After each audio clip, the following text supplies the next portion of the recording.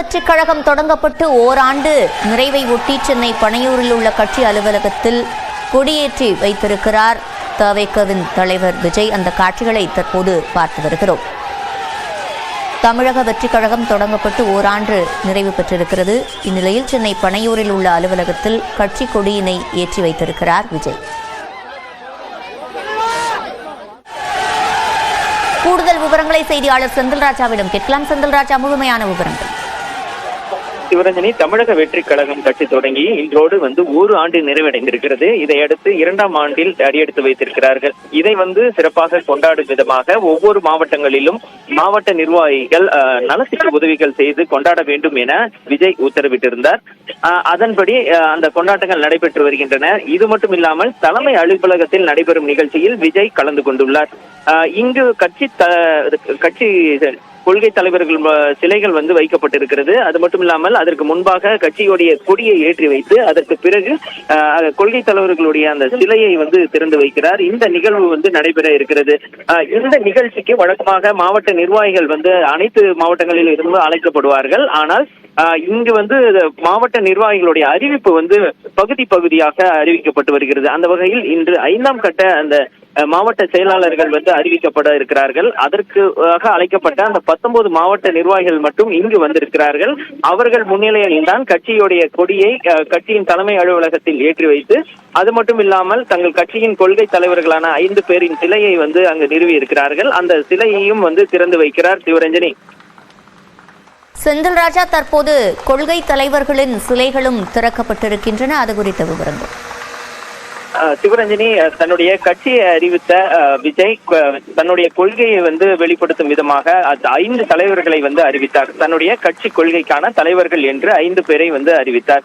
அது மாநாட்டில் அக்டோபர் 27ஆம் தேதி நடைபெற்ற அந்த மாநாட்டில் அதற்கான அறிவிப்பு வெளியாகி இருந்தது. அந்த மாநாட்டு திடலிலும் கட் அவுட் மூலமாக அந்த அறிவிப்பை விஜய் வெளியிட்டிருந்தார். அதாவது பெரியார், அம்பேத்கர், காமராஜர், வேலு நாச்சியார், அஞ்சலை அம்மாள் ஆகிய 5 பேரை தங்கள் கட்சியின் கொள்கை தலைவர்கள் என்று அவர் அறிவித்தார். அவர்களுடைய சிலையை தான் தற்போது இந்த பனையூர் அலுவலகத்தில் நிறுவி இருக்கிறார். அந்த சிலையை தற்போது திறந்து வைத்திருக்கிறார் சிவரஞ்சனி. செந்தில்ராஜா, தமிழக வெற்றிக் கழகம் தொடங்கி ஓராண்டு ஆகியிருக்கும் நிலையில் இந்த ஓராண்டில் அக்கட்சி கடந்து வந்த பாதை எவ்வாறானது? எந்த அளவிற்கான முக்கியத்துவம் பெற்றது?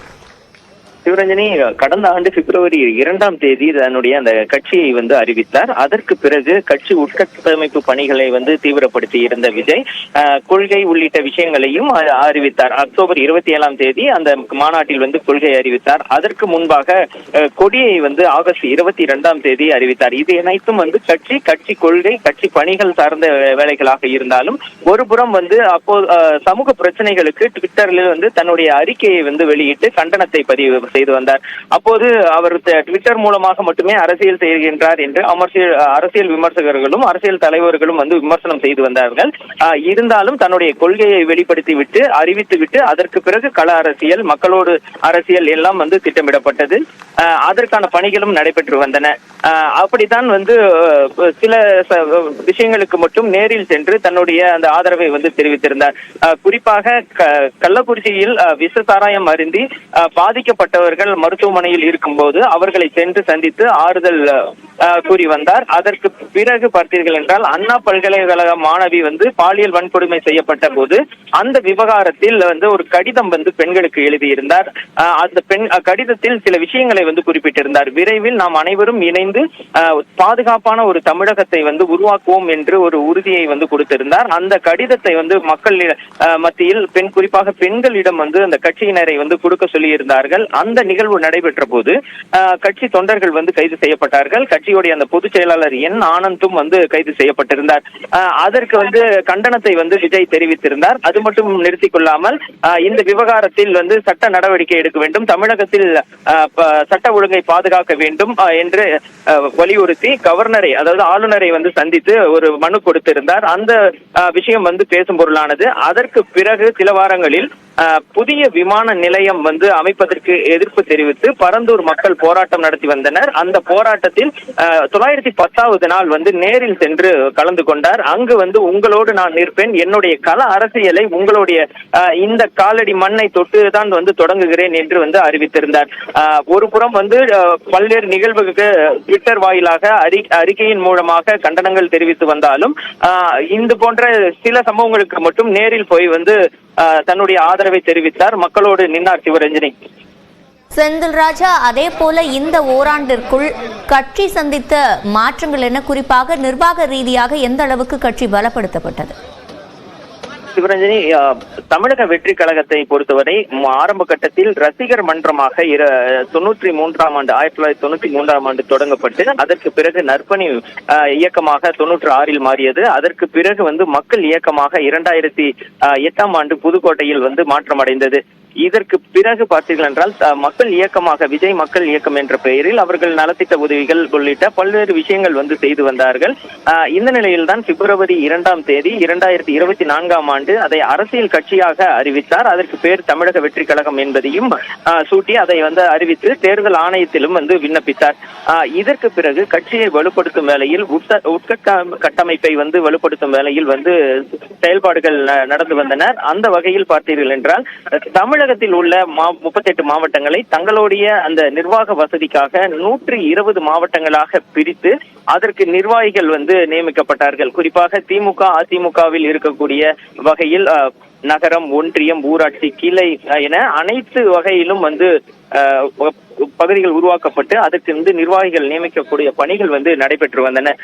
இதில் தான் சமீபமாக, அதாவது கடந்த வெள்ளிக்கிழமையில் இருந்து இந்த மாவட்ட நிர்வாகிகளுக்கான அறிவிப்பானது வெளியாகி வந்தது. ஒவ்வொரு மாவட்டத்திற்கும் 15 நிர்வாகிகள் என்ற வகையில் வந்து அந்த பதவிகள் உருவாக்கப்பட்டு அதற்கு நிர்வாகிகள் வந்து நியமிக்கப்பட்டார்கள். அதாவது செயலாளர், துணை செயலாளர் 2, இணை செயலாளர் 1, பொருளாளர் 1, செயற்குழு உறுப்பினர்கள் 10 பேர் என்று மொத்தம் 15 பேர் வந்து இருக்க வேண்டும் என்று தெரிவித்திருந்தார்கள். அதில் 3 ஒரு பங்கு, அதாவது 15 நிர்வாகிகள் இருக்கிறார்கள் என்றால் அதில் நிச்சயமாக கட்டாயமாக பெண்கள் வந்து 5 பேர் இருக்க வேண்டும் என்றும் விஜய் உத்தரவிட்டிருந்தார். அதன்படி பார்த்தீர்கள் என்றால் நிர்வாக குழுவில் 1 பெண்கள் என்பது கட்டாயம், அதே போல் செயற்குழுவில் 4 பெண்கள் என்பது கட்டாயம். இந்த வகையில் தான் அந்த வடிவமைக்கப்பட்டு அந்த நிர்வாகிகள் நியமிக்கப்பட்டிருந்தார்கள். இதற்கான அந்த பகுதியாக அறிவிப்பு வெளியாகி வருகிறது. இதுவரை 4 கட்ட மாவட்ட நிர்வாகிகள் வந்து அறிவிக்கப்பட்டிருக்கிறார்கள். ஒவ்வொரு கட்டத்திற்கும் 19 மாவட்டங்களுக்கான அந்த நிர்வாகிகள் வந்து அறிவிக்கப்பட்டு வருகிறார்கள். இன்று இந்த சிலை திறப்பு மற்றும் கொடியேற்றத்திற்கு பிறகு இன்று 5ஆம் கட்ட அந்த மாவட்ட செயலாளர்கள் பட்டியல் வந்து வெளியாக இருக்கிறது. இதற்காக 19 மாவட்டங்களை சேர்ந்த நிர்வாகிகள் வரவழைக்கப்பட்டிருக்கிறார்கள். இது போன்ற விஷயங்கள் ஒரு புறம் நடக்கும் போது மாநில அளவிலும் தலைவர்களை நியமிப்பதற்கான பணிகளும் நடைபெற்று வருகிறது. அந்த வகையில் தான் 2 நாட்களுக்கு முன்பு அதிமுகவில் இருந்து தாவேகாவில் இணைந்த நிர்மல் குமாரிக்கு வந்து துணை பொதுச் செயலாளர் தகவல் தொழில்நுட்ப மற்றும் சமூக ஊடக பிரிவு வந்து வழங்கப்பட்டது. அதே போல் ஆதவ அர்ஜுனாவிற்கு தேர்தல் பிரச்சார மேலாண்மை பொதுச் செயலாளர் என்ற ஒரு பதவி உருவாக்கப்பட்டு அவருக்கு வந்து வழங்கப்பட்டிருந்தது. ஒரு புறம் வந்து மாவட்ட ரீதியிலும் கட்சியை வந்து வளர்க்கும் பணி, கட்டமைக்கும் பணி வந்து நடைபெற்று வருகிறது. அதே போல் மாநில அளவிலும் பொறுப்பாளர்கள் நியமிக்கப்பட்டு வருகிறார்கள். ஏனென்றால் தேர்தலுக்கு இன்னும் 10 மாதங்களுக்கான நிலைதான் இருக்கிறது. எனவே கட்சியை வலுப்படுத்தி, உட்கட்டமைப்பை வலுப்படுத்தி விரைவாக மக்களிடம் செல்ல வேண்டும், களப்பணியை மேற்கொள்ள வேண்டும் என்ற ரீதியில் இந்த திட்டமிடல் பட்டு வேலைகள் நடைபெற்று வருகின்றன. சிவரஞ்சனி. செந்தில் ராஜா, நீங்கள் குறிப்பிட்டது போல 2026 தேர்தலை சந்திக்க உள்ளதாகத்தான் தங்களுடைய கட்சி அறிவிப்பின் போதே அவர்கள் குறிப்பிட்டிருந்தார்கள். இந்நிலையில் தற்போது ஓராண்டை தமிழக வெற்றிக் கழகம் நிறைவு செய்திருக்கிறது. தற்போது அதற்காக பனையூரில் இருக்கக்கூடிய அலுவலகத்தில் கொடியேற்றி வைத்து கொள்கை தலைவர்களின் சிலைகளும் திறந்து வைக்கப்பட்டிருக்கின்றன. அதன் அமைப்பு எவ்வாறாக இருக்கிறது செந்தில் ராஜா?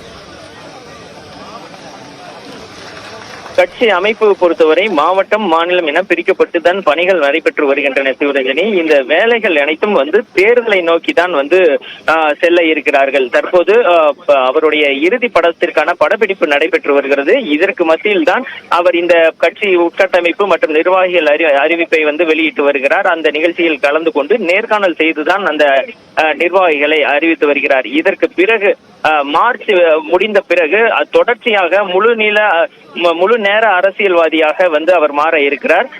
தொடர்ந்து மக்கள் பிரச்சனைக்காக மக்களோடு வந்து அவர் பயணிக்க இருக்கிறார். நாம் ஏற்கனவே கடந்த ஜூலை மாதமே வந்து தெரிவித்திருந்தோம். அவர் வந்து ஒரு 100 தொகுதிகளை, தமிழகத்தில் இருக்கக்கூடிய 234 சட்டமன்ற தொகுதிகளில் 100 தொகுதிகளை ஒருங்கிணைக்கும் வகையில் தமிழகம் முழுவதும் வந்து ஒரு நடைப்பயணம் வந்து செல்ல இருக்கிறார், மக்களை வந்து சந்திக்க இருக்கிறார் என்று தெரிவித்திருந்தோம். அதற்கான திட்டமிடல் இருக்கிறது. அதற்கு பிறகு பார்த்தீர்கள் என்றால் முதல் மாநில மாநாடு வந்து நடந்து முடிந்தது. அது கொள்கை மாநாடாகவே நடைபெற்றிருந்தது. இதுக்கு அடுத்ததாக மண்டல மாநாடு நடத்துவதற்கான வாய்ப்புகளும் இருக்கிறது. இதையும் நாம் வந்து ஜூலை மாதமே வந்து தெரிவித்திருந்தோம். ஒவ்வொரு மண்டலத்திலும் ஒரு மாநாடு, அப்புறம் 10 மாவட்டங்களில் மாவட்ட மாநாடு உள்ளிட்ட விஷயங்களை நடத்துவதற்கான அந்த திட்டமிடல் இருக்கிறது. அதற்கான பாதுகாப்பு விஷயங்கள் மற்றும் அனுமதி உள்ளிட்ட பல்வேறு விஷயங்களை ஆராய்ந்த பிறகு இது எவ்வாறு செயல்படுத்தலாம் என்ற ரீதியில் இந்த திட்டமிடல்கள் இருக்கும். சிவரஞ்சனி, தற்போது கொள்கை தலைவர்களின் சிலைகளை விஜய் திறந்து வைத்த அந்த காட்சிகளை தான் பார்த்து வருகிறோம். தமிழக வெற்றிக் கழகத்தின் கொடியில் வாகை மலர் இடம்பெற்றிருந்த நிலையில் தற்போது கொள்கை தலைவர்களின் சிலைகள் அமைக்கப்பட்டிருக்கும் அந்த இடத்திலும் வாகை மலர் போன்ற அமைப்பு இருக்கிறது. அதற்கு பின்புறத்தில் தமிழ்நாடு வரைபடமும் அமைந்திருக்கிறது.